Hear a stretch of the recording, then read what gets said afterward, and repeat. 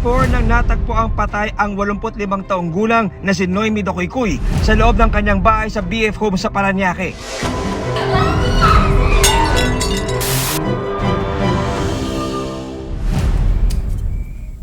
Laking pagtataka ng caretaker na si Noah nang datnan niyang balot ng dilim ang bahay ng kanyang amo na si Noemi Dokoykoy, 85 years old. Noemi? Parang madilim-dilim na. Hindi na ito bumubukas ang ilaw dito. Angelica? Angelica? Oh, Kuya Noah. Nandito ba si Ma'am Noemi? Wala po eh. Bakit po? Dumaan ako sa bahay nila. Pero walang tao. Kaya baka ako nandito siya. Po? Hindi pa po pumupunta dito si Mami Noemi eh. Ha? Teka lang, Kuya. May ko tawagan. Ang ginawa ko, pinuntahan ko to kamag-anak.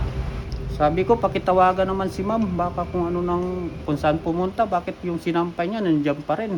Kuya, walang sumasagot. Tara, samahan mo ko. Susukin natin yung bahay niya. Baka kung ano nangyari dun.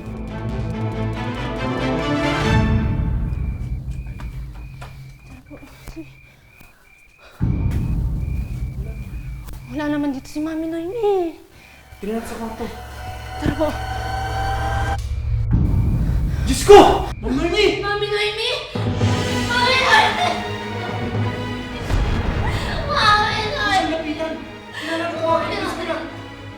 Mami Noemi!